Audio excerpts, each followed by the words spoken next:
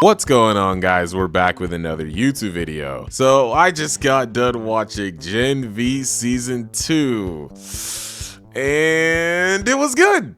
I enjoyed it. With that being said, man, that finale was not it. Man, that finale was not it. That shit was trash. Goddamn. Okay, you know what? I'm over exaggerating. It's a decent finale, okay? I see a lot of people making a big deal out of certain things and stuff that they wanted to happen but didn't happen. Like, a lot of people wanted to see, you know, Homelander or Butcher show up and start killing some people, which, to be fair, I did too. I'm not gonna lie. But you know what? I got to see 8-Train, so close enough. I mean, like I said, I'm not tripping too hard about it. I don't think the last episode is bad or anything. It's just not good. I guess a better word would be maybe underwhelming, which is a shame because they absolutely cooked with the rest of the season. Like I said, I do think Gen V's finale was decent, but there are some problems there which I'll get to in a minute. Let me just start with the things that I did like about the season. First, let's talk about the obvious elephant in the room, obviously being Andre and what happened with the actor. Rest in power. I think, all things considered, they handled Andre's death pretty well. I think they found a pretty good way to like work it into the narrative. It's pretty clear that like watching the season that Polarity essentially took his place in the story, but somehow they've written him to where it kind of feels natural. Nothing really feels forced or out of place. He sort of becomes kind of like a mentor to the team, as well as his rivalry with Cipher really worked out well this season. I sure hope they don't kill him off in season 5 to Homelander for shock value. That's 100% what's gonna happen, by the way. I'm just letting you know, I'm calling it now. They also did a really good job at world building and showing how fucked society is if they don't stop Homelander. There's a whole bunch of scenes of Soups just acting a fucking fool and being assholes towards humans with no cause whatsoever out of this need for quote-unquote soup supremacy, which obviously is a clear parallel to white supremacy. But you also see Soups in the background who are aligned with Starlight and her cause, who don't believe in the soup supremacy nonsense. Now, there's fans like all over the internet who believe that like Butcher is right for some reason and that the boys show should end with Butcher killing all the soups. I feel like this Starlighter storyline they did sort of indirectly showed why Butcher exterminating every soup just isn't really a practical solution either. It's just unfair to punish all the good soups and the soups who are just normal people and the ones who are trying to fight for humans, which is why I feel like there's no real situation where either of them can be left alive by the end of the show. Like, I feel they've made it pretty clear at this point that even though Butcher is technically a protagonist of the show, he's really no different than Homelander philosophy-wise. They're just two sides of the same coin. Both of them have to go if we're gonna have peace. That's just the way it is. Speaking of antagonists, let's talk about the antagonist of this season, Cipher. Cipher is absolutely outstanding. The way he conducts himself is honestly unlike any other villain I think I've seen before. You know Homelander, how he's like insanely more powerful than the other soups, but he always gets tripped up by his own ego because he's not really aware. He can't handle people being stronger or smarter than him, so people are able to use that to get the edge on him. Cipher is not like that at all. Cipher is the definition of a genius antagonist. Like, he is seemingly just constantly aware of everything that is going on at all times. Like, the first example I think that comes to the top of my head is when Kate and Jordan try to quote-unquote sneak into his house to get information. And as soon as you think they're in the clear, he texts Kate like, "Man, I have cameras, bro." Like, did you really think you could just sneak into a room that's heavily guarded by a vault with a password and I wouldn't have cameras in there? And I'm just like, thank you for not being dumb as fuck and actually having a camera watching your most prized possession. Another scene I like is when the main group tries to plant a camera on him to get him to confess a secret, and it's kind of hinted at that he knows what's going on, but he doesn't outright say it. He just kind of plays along with it to troll with them for a little bit. And then he just lets it slip like, yeah, I know what's going on. Like, I know you guys are trying to record me. Am I at the right angle? Am I doing this? It's just so fucking funny how dangerously aware this guy is. And it makes sense. He's a telepath. He can read people's minds. So it makes sense that anyone who's around him, he's gonna know what they're thinking. He's gonna know if they're plotting against him, what their plans are. Like, it makes perfect sense. I also love his personality in general. He's very charismatic by nature, but also like batshit insane. The fact that he would hurt his own body whenever he gets upset is just so funny. And it's so ironic too, because it's like he's doing everything he can to preserve his body until Marie comes in and heals him.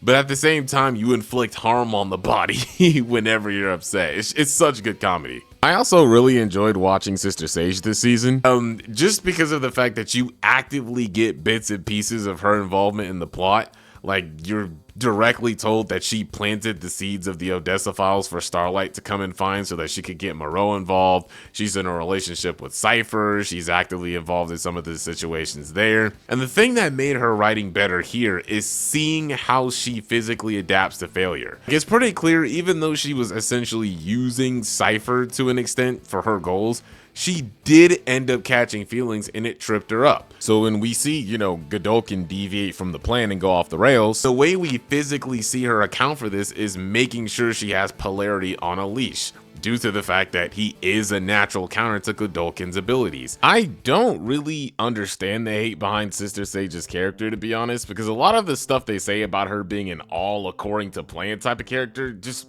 really isn't true when you look at the scope of it all. I'll probably tackle this in my next video covering bad takes. Now, I've been saying this for a while, and I'm gonna say it again. Marie Moreau, the true Scarlet Witch, easily one of the best written black female characters in superhero media as of right now. She is such a fucking refreshing character, especially in season 1. First off, they gave her superpowers that people were already dying to see on screen with the blood manipulation. So that alone just makes her entertaining to watch. And she also had a cool character arc as far as, accepting that what happened to her parents wasn't her fault, unraveling the mystery behind it, as well as, seeing her master her powers over time. She went from being afraid of her powers to using that fear to make herself much more formidable. That's something that very much continues into this season. It's really cool seeing her discover the true extent of her powers and what she's able to do. I'm just gonna say this, if you think she was cracked before,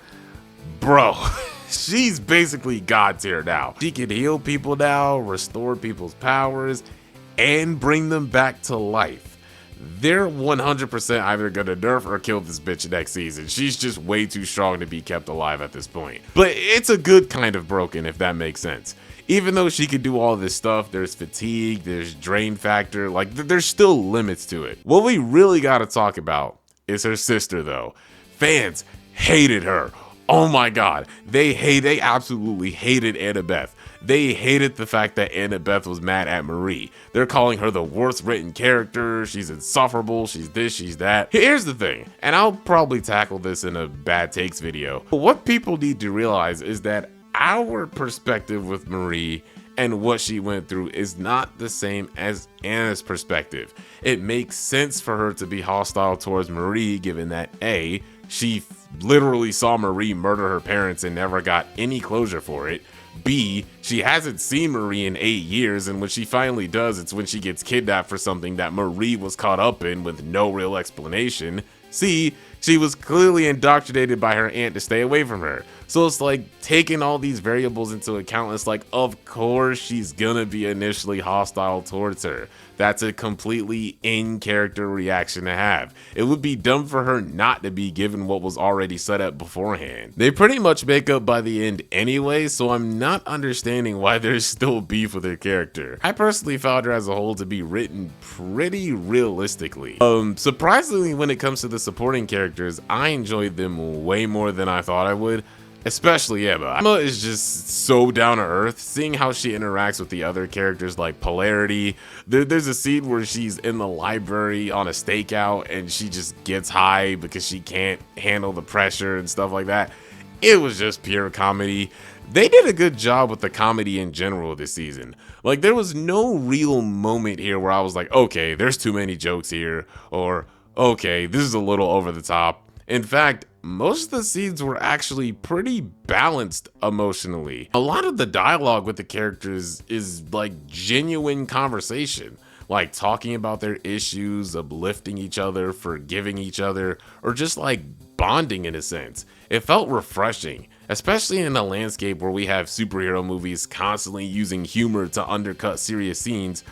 They don't do that here. Despite being a literal satire show, they know how to regulate emotional and comedic scenes better than Marvel does, which is crazy. Can't really say the same for the fight scenes.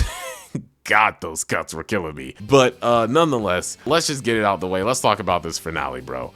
That episode was definitely something. The way Godolkin died was pretty anticlimactic. It's pretty weird because with the way he was talking about, Homelander and how he was weak and pathetic, I thought that was some kind of foreshadowing to them maybe fighting later on. I don't know. I was just kind of expecting him to have a little bit of a bigger role given like what they were building up to with him. So the fact that they killed him off literally an episode after he brought in was jarring, to say the least. I mean, I do get why they did it. They needed to serve as a sort of closure to Andre's character, and that allows them to go straight to the meat in season 5 without having to tie up loose ends. But at the same time, it's not really overstating it to say that this was a character with massive potential. That's pretty much wasted here. Another thing that was wasted potential, Kate. They clearly hinted to her powers being a sort of a counter to Godolkin's telepathic abilities earlier on, and seeing the way he treated her all season. After Marie healed her powers, I was really expecting her to get like a get back moment in the finale, but she just kind of gets sidelined in the midst of it all. Like, she gets her powers back, and all she really does this in the finale episode is open a door, hypnotize one security guard, but other than that, she doesn't really do anything. Not like a deal breaker for me. I know the whole point of Marie healing her powers was just to show that they trusted each other again. It didn't really need to be anything beyond that, but Kate saving Marie really, I feel, would have solidified that. Another part that kind of took me out of the final fight is that they have multiple chances to kill the villain in the final fight and they just don't for some reason. Like, Emma gets a really cool moment where she expands at will and kicks Godolkin into a wall, which is cool, but then she just shrinks back down and goes back to fighting the other regular dudes. I'm like, wait, hang on, why wouldn't you try to finish him off? See that he's weak? Like, try and finish him. You know what I mean? It's just stuff like that. It doesn't ruin the episode for me or anything, but like I said, the last fight definitely could have used some better writing in certain areas. A-Train and Starlight showing up was hype as hell. It also felt like a scene pulled straight out of the MCU with the corny, join the resistance pitch. But hey, it's more A-Train though. I'm not complaining. Gotta get as much as we can before the Homelander kills him. Let's just be real. We all know A-Train is dying next season. We all know what's gonna happen. But yeah, all in all, the finale wasn't too great, but the rest of the season was pretty solid. My rating for this show would be a cool little 7.5 out of 10. It's a solid season. Decent writing with the characters for the most part, and it functioned pretty well with the world building and a good setup to the final season of The Boys. If the finale was just solid, I would have put this at an 8. But, it is what it is. It's not the end of the world. It's not a bad season. I have to say, I'm kind of glad the show is ending, though.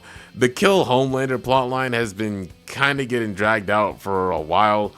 A little bit too long now. So it's good to see it's finally all coming to a close next year, and I can't wait. Anyways, guys, that's going to be it for the video. Let me know what you guys think. If you guys like what you see, be sure to like the video, share, comment on the video, and subscribe if you haven't already. Thank you so much for watching, and yeah, I'm out. I'll catch you guys in the next one. Peace.